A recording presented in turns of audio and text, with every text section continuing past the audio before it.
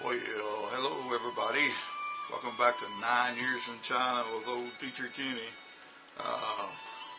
Hold on, my music's a little loud. I hope, where's that at? Oh, yeah, I hope everybody's doing okay. Hope you're watching a few videos and subscribe to my channel. Don't forget to subscribe. I need subscribers. We're going to jump to my next city. I just have I have lots of photos from Huainan, and I'm going to try to put together some kind of a video from Huainan, but I've been having some fresh memories of getting ready to go to Shangqiu. Now, my third city, Shangqiu, was in Henan province, and Henan is the most populated province in China. It's also very, very, very poor.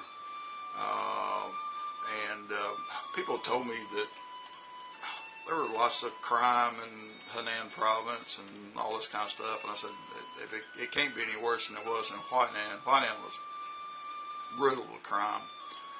But I got in with Shangqiu, Shifan, the new normal college. And they wanted me, and it turned out to be a real blessing. I was there for 2 years, and this little story today is just about how we got there. We got through the end of the semester, and I gave all my students their semester test and turned in the scores, so I was free to go at any time. Once I got my salary, I could take off. And so one of the things we was trying to figure out is, when I came to China, I had 3 suitcases.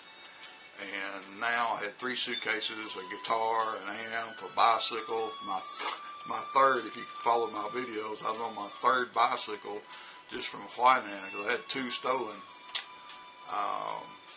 So trying to figure out how to move my stuff. I didn't want to sell anything. I had time and money invested in things, and so we got wild hair, and I got married to contact some taxis, and sure enough, it ended up being a lot cheaper in a way than taking a train, because I could move everything at one time.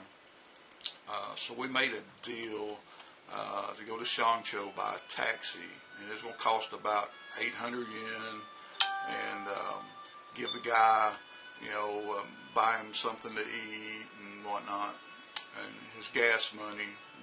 But overall, it's a pretty cheap move. Now, the day that we did move,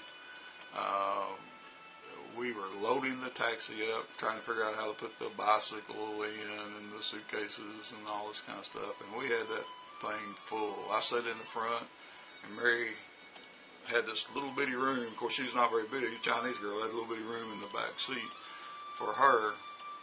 Now, it had started raining in Huainan, just a light rain.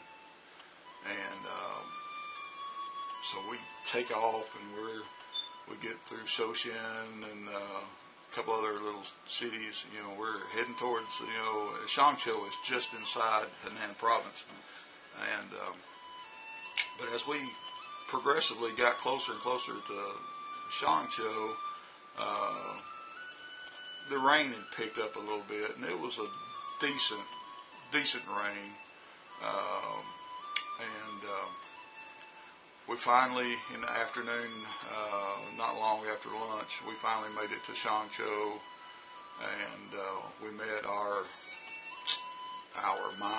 my foreign affair guy, and he showed us to the apartment, and it seemed like it was still raining, rain. But he told us about the buses and to go get food, but they had some stuff in the apartment waiting on us, thank goodness. And we took what food that we had from Huainan that we didn't need to throw away, so we had some food. But it's rain, and the rain. And this is early in the summer of school in Shangqiu. Everybody was just letting out of school. The finals were and everything, but I was through with Huainan, and I wanted to get out of that city. I love the kids, I love my students and everything, but that's just a bad city. So we get to Shangqiu, and I kept thinking about the 40-day flood, because the next day it was still raining, and the next day after that it was still raining. As far as I know, it never stopped, and it got heavier and heavier and heavier. And pretty soon we have a true blue flood in Shangqiu. Remember, this just been there a couple days, but in my campus in Shangqiu, somewhere in one of these videos you'll see some of the little lakes.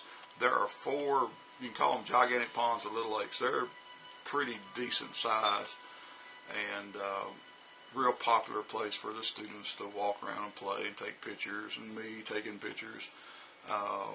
But soon all that water had to go somewhere, and somewhere it did. Now, thank goodness where I lived, where us foreign teachers lived, we were elevated a little bit. We're up on slightly a hill, but going down toward the school and everything is pretty low. But all these lakes started flooding. They were running over. And guess what is in the lakes?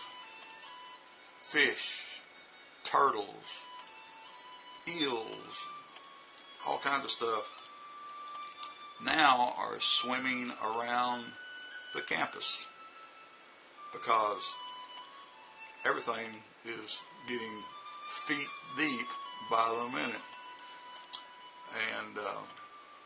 And when the rain would let up, you'd see the kids and the local people that lived, worked at the school.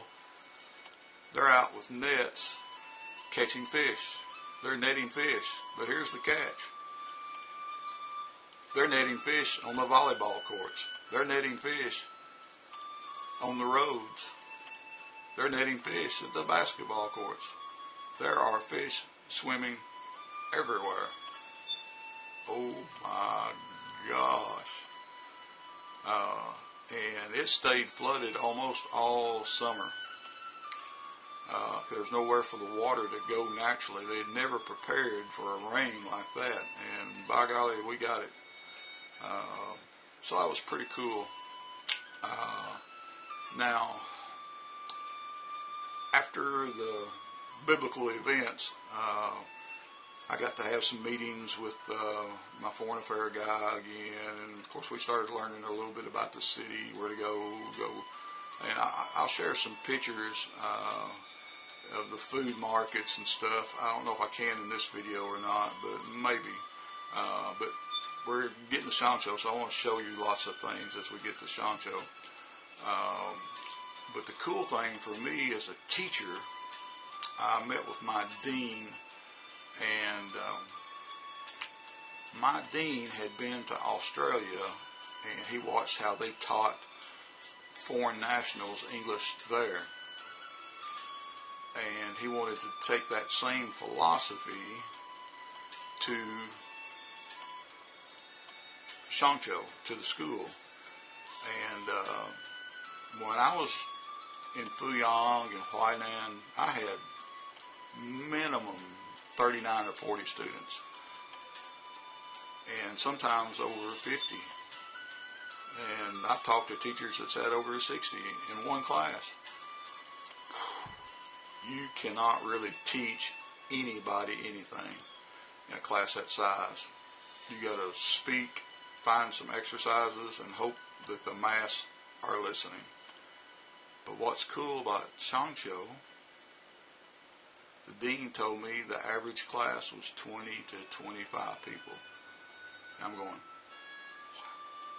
really? I can get into that, because with 20 people, 25 people, I can teach them, and it fits my way of teaching, because I like to do things in groups. I want to set the pace with my teaching, my voice, and let the kids run with it. Remember, they're there to learn English. They're there to use English. And I want them to speak and use their vocabulary naturally. I want them to run with a topic and listen to me the least as possible. I'll go around and help them. And, of course, there's lessons I have to talk for 10, 15 minutes or whatever.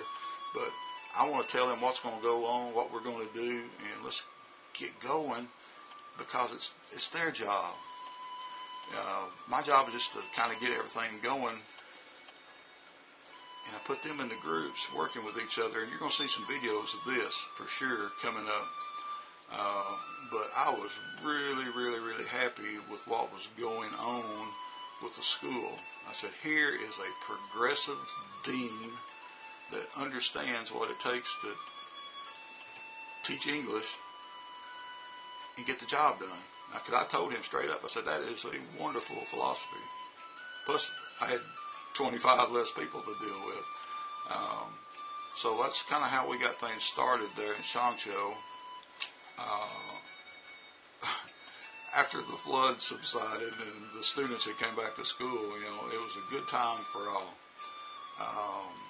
So anyhow, that's a little bit of how we got moved to Shangqiu. And I'll try to dig up some little pictures of the food market and show you, because Shangqiu, everything's on the street until you get into the city center, and you'll see all that kind of stuff later.